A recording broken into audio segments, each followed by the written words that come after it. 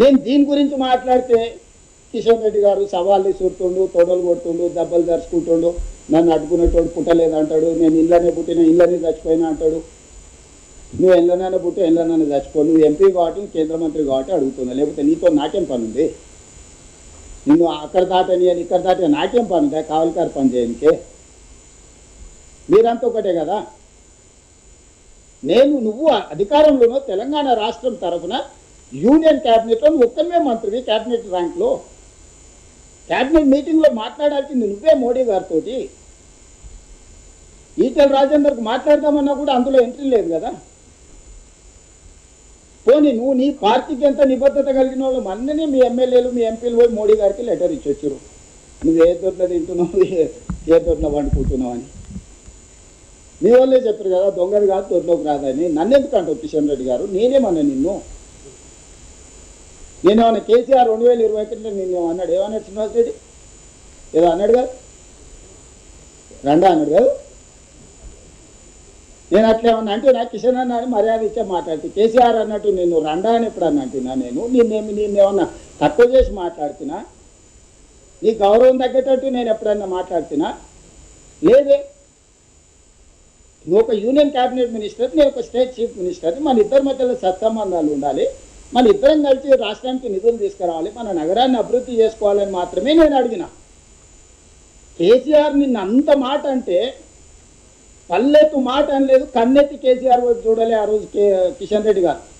నేను ఏమనకుందే ఎదురు దుంకుతున్నాడు, దెబ్బలు కొడుతున్నాడు, తొడలు ధరుస్తున్నాడు, నీ సంగతి తెలుస్తా అంటుడు. ఏరో నేనేం చేసిరా నాయన. మళ్ళీ దానికి తోడు ఆ పక్కన రామచంద్రరావు గారు, ఛత్రపతి సినిమా చూసిరు ఎవరైనా? వేణుమాధవ్ అపరిచితుడు వేసి అందరినీ బెదిరిస్తుంటారు రామాచారి. రామచంద్రరావు గారు అట్లా నన్ను బెదిరిస్తుండే, నీ సంగతి చూస్తాను. నీకు సూట్ అవ్వదు రామాచారి గారు, ఎందుకు? అది నీకెక్కడ సూట్ అవుతుంది? నేనేమన్నా పోనీ, నేను ఎవరినేమన్నా. నేను ఇప్పుడు కూడా మీడియా మిత్రుల ద్వారా ఒకటే చెప్పదలుచుకున్నా,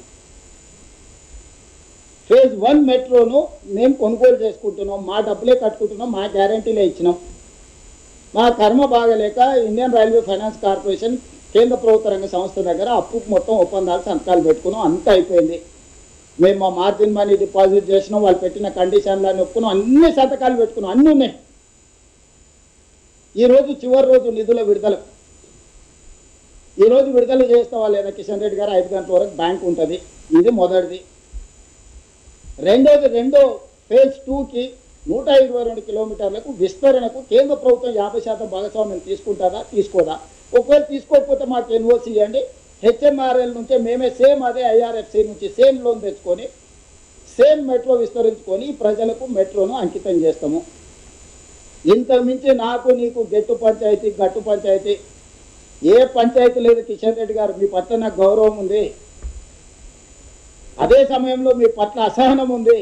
మీరు ఎందుకు కేసీఆర్కు భయపడి లొంగిపోయి ఇట్లా వ్యవహరిస్తున్నారో మీ భయానికి కారణం చెప్పు. కేసీఆర్ ధైర్యం చూసుకొని నందించే బదులు నేను నీకు అండ నిలబడతా కేసీఆర్ మీద.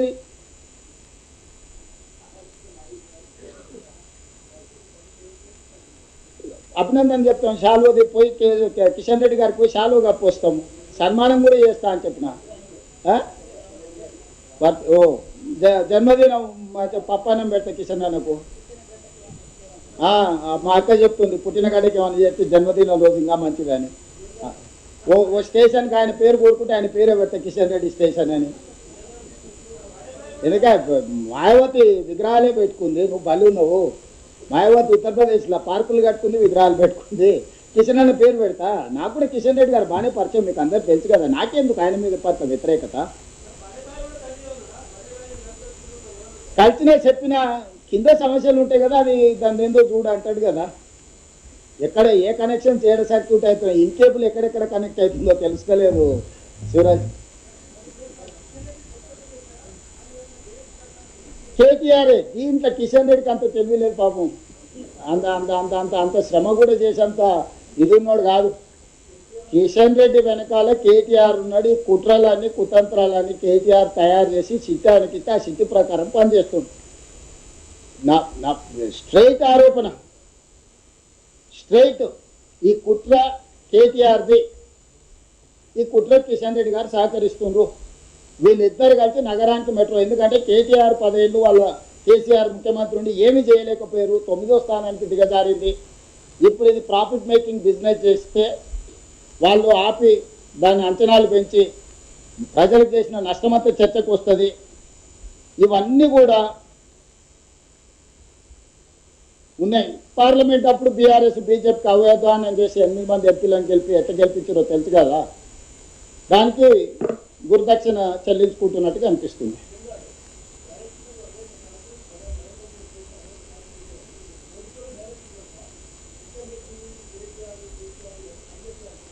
రాములు గారు ఇప్పుడు మా జిల్లా పార్టీ ప్రెసిడెంట్ ఉంటాడు, ఆ జిల్లా నుంచి ప్రతిపక్షానికి సంబంధించిన ఎంపీనో ఎమ్మెల్యేనో ఉంటాడు.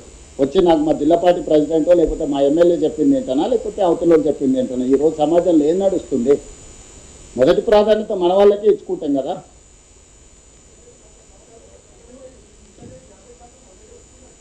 ఏడొప్పుకోండు, అంబర్పేటలో ఒప్పుకున్నాడు ఆయన, పైన ఒప్పుకోలే. ఒప్పుకుంటే సంతోషం, సన్మానం చేద్దాం. రాహుల్ షాల్వా గీల్వా అంతా నీతోనే కప్పిస్తా.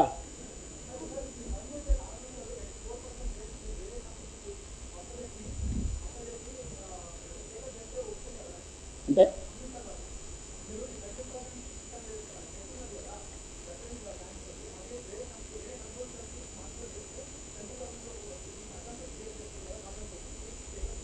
ఇక నువ్వేమైనా సాయం చేసి పెడితే డెఫినెట్గా ఆలోచన చేస్తుంది మా ఫైనాన్స్ డిపార్ట్మెంట్.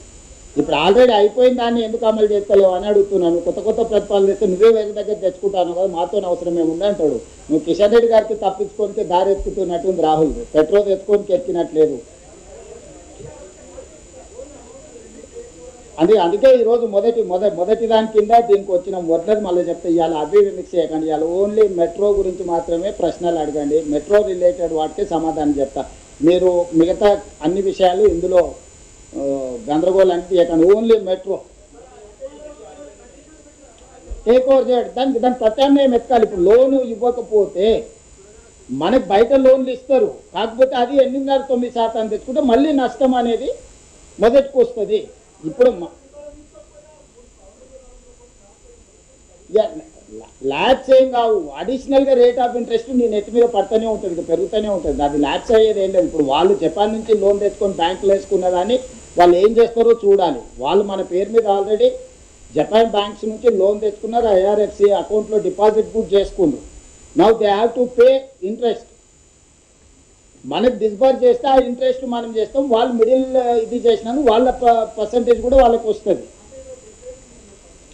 మాకు టేక్ ఓవర్ చేసుకోవడానికి డెడ్ లైన్ అనేది ఎల్ఎన్టీ నుంచి మాకు ఐఆర్ఎఫ్సి మధ్యలో జరిగిన ఒప్పందం మెట్రోకి ఇచ్చి తీసుకున్నాను. మనం ఇల్లు కొనుక్కున్నాం, కారు కొను, ఏదైనా కొనుక్కుంటే ఏదో ఒక టైం పెట్టుకుంటాం కదా మనము. ఈరోజు 15th, ఈరోజు మనకు వస్తే ఒక రకం, లేకపోతే రేపటికి పోతే రేపటి నుంచి జరిగే రేట్ ఆఫ్ ఇంట్రెస్ట్లు, నష్టాలు, ఆపరేషన్స్ ఇవన్నీ ట్రాన్సాక్షన్ కంక్లూడ్ కాకుండా పెండింగ్ ఉంటుంది, గాల్లో ఏలాడుతూ ఉంటుంది. అన్నీ ఉంటాయి కానీ వాటి అన్నిటి గురించి మాట్లాడదలుచుకోవాలి. ఓన్లీ పొలిటికల్ రైట్ గురించే మాట్లాడుతున్నా Srinivas. I have to see, that is why I am appealing in publicly. That is why I am trying my best to get my money. I don't want to complicate my issue.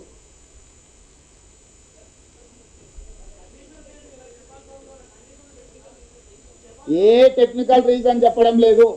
ఇక నేను కొంత ప్రైవేట్గా మాట్లాడి నేను ఇక్కడ చెప్పడం బాగుండదు. అది నైతిక ధర్మం కాదు, రాజకీయ ధర్మం కాదు. నాకు చాలా విషయాలు తెలుసు. నేను చాలామందిని కలిసి వచ్చిన, సంబంధిత మంత్రులందరినీ కలిసిన, ప్రధానమంత్రి గారిని కూడా కలిసిన, చాలామందితో నేను మాట్లాడవచ్చిన. నేను రాజకీయంగా కొన్ని ఎథికల్గా వ్యవహరిస్తా. సో నేను ఎథికల్గా కొన్ని ఇష్యూస్ నేను చెప్పదలుచుకోలేదు. చెబితే అది బాగుండదు. ప్రైవేట్ ఇండివిజువల్స్ మధ్యలో జరిగిన డిస్కషన్ని డిస్క్లోజ్ చేయడం అనేది ఎథికల్గా కరెక్ట్ కాదు. అందుకోసమని నేను ఏ అంశాలు మాట్లాడతలేదు. జస్ట్ కిషన్ రెడ్డి గారిని లోన్ రిలీజ్ కావడానికి నిన్నే ఎందుకు అడుగుతున్నావు అని నీకు అనుమానం రావచ్చు. నువ్వు యూనియన్ క్యాబినెట్లో తెలంగాణ స్టేట్ నుంచి క్యాబినెట్ ర్యాంక్ మినిస్టర్ ఉన్నావు కాబట్టి నిన్ను అడుగుతున్నావు. రేపు పొద్దున్నే మోడీ క్యాబినెట్ విస్తరించి నిన్ను తీసేసి ఈటల రాజేందర్ గారిని మంత్రి చేసిండు అనుకో, ఆటోమేటిక్గా రాజేందర్ గారిని వెళ్ళి అడుగుతా. ఆయన కాన్స్టిట్యున్సీకి కూడా మెట్రో వస్తుంది కాబట్టి.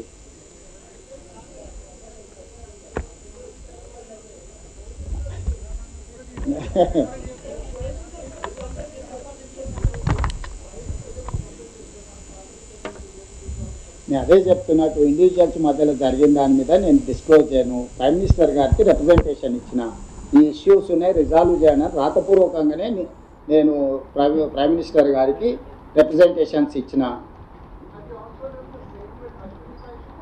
Yes bus, I met Ashwini Vaishnav, I spoke to Ashwini Vaishnav thrice. Yeah, that is what I don't want to disclose, but my problem is this. Kishan Reddy has to address this problem.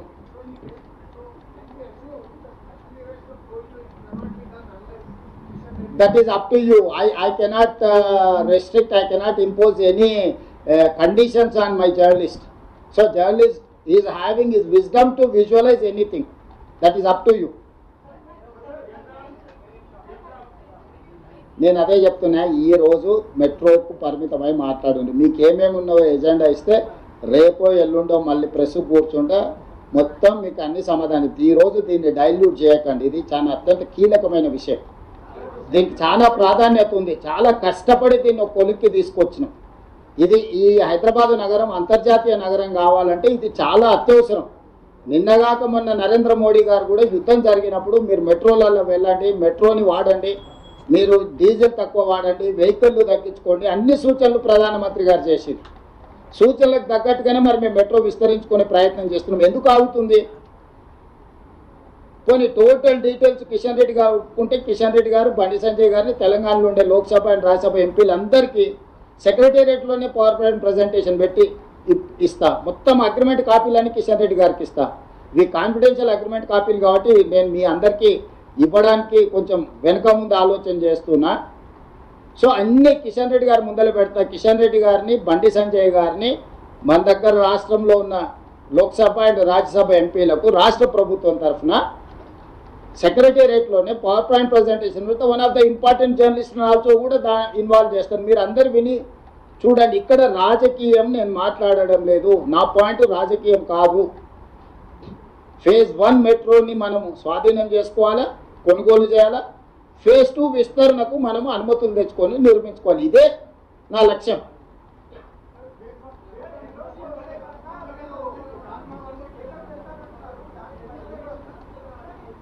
Straight allegation అని చెప్పినా కదా వెంకటరాజు. ఇప్పుడు క్లియర్గా చెప్తున్నా, కిషన్ రెడ్డి గారే దీనికి కారణము, నిధులు రాకపోవడానికి. దానికి 2 అంశాలు ఉన్నాయి. నా ప్రైవేట్ డిస్కషన్ అనే థర్డ్ ఇష్యూ. యూనియన్ క్యాబినెట్లో ఉన్న ఏకైక కేంద్ర మంత్రి కిషన్ రెడ్డి ఫ్రమ్ తెలంగాణ. ఇది కేంద్ర ప్రభుత్వం దగ్గరనే ఆగున్నది. ఇది ఆయన ప్రాతినిధ్యం వహిస్తున్న పార్లమెంట్ నియోజకవర్గం, ఆయన రిప్రజెంట్ చేస్తున్న స్టేట్. ఆయన తెలంగాణ కోటాల మంత్రి ఇచ్చిండ్రు, గుజరాత్ కోటాలు ఇవ్వలే. వీళ్ళు గుజరాత్ కోటాలు ఇస్తే గుజరాత్కు మొన్ననే అహ్మదాబాద్ మెట్రో ఫేజ్ 2కి నిధులు ఇచ్చి చూసిన కదా మన క్యాబినెట్లో. అహ్మదాబాద్ మెట్రో రాగలుగుతుంది, హైదరాబాద్ మెట్రో మాత్రం ఆగిపోతుంది. ఏం చెప్తారు? ఉత్తరప్రదేశ్కి ఇచ్చిండ్రు, అహ్మదాబాద్కి ఇచ్చుకున్నారు, వాళ్ళకి కావాల్సిన దగ్గర వాళ్ళు ఇచ్చుకోరు. చివరికి ఆంధ్రప్రదేశ్లో వైజాగ్ కూడా ఇచ్చిరా. ఎంత ఉంటుంది? ఇంత ఉంటుంది. మన జూబ్లీస్ ఆ పక్కన మాదాపూర్ గత ఎంత ఉంటుంది, గత ఉంటుంది. వైజాగ్ కూడా ఇచ్చేసారు. ఇంత పెద్ద విశ్వనగరం హైదరాబాద్కి ఇవ్వట్లేదంటే వివక్ష ఏ స్థాయిలో కొనసాగుతుంది అనుకోవాలి.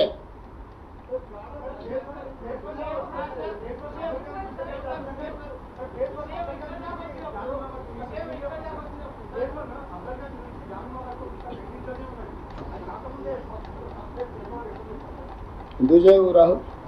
ఉన్నదే యాస్టిజ్ వెరీస్ కండిషన్ మీదనే తీసుకున్నాం. మిగతా అని మనం నిర్మించుకుంటాం. ఉన్నదాని వాల్యూ, ఉన్నదాన్ని అసెట్ చేసి కన్సల్టెంట్ని పెట్టి ఉన్న ఆస్తి అసెట్. ఇప్పుడు నువ్వు 10 ఫ్లోర్లకు బిల్డింగ్ పర్మిషన్ తెచ్చుకుంటావు, 4 ఫ్లోర్లు కట్టుకున్నావు, మిగతాయి కట్టుకోలేదు. నువ్వు అది కొనుగోలు చేసినప్పుడు ఏం చేస్తావు?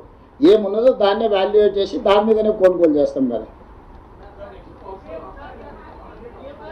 ఇదే ఒత్తిడే ఆప్షన్. మీరు అందరు కలిసి ఈ నుంచి చక్కగా బయలుదేరి కిషన్ రెడ్డి ఇంటి ముందర ధర్నా కూర్చుంటే ఆటోమేటిక్గా కిషన్ రెడ్డి తెచ్చేస్తాడు. ఇదే బెస్ట్ ఆప్షన్.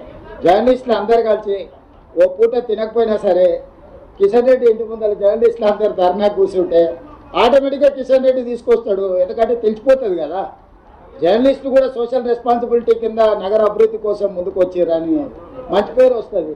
మీరు కూడా మెట్రోలో వస్తారు. ఫ్యూచర్లో మీరు మెట్రోలో కూడా గవర్నమెంట్ నుంచి పాస్ అడగవచ్చు.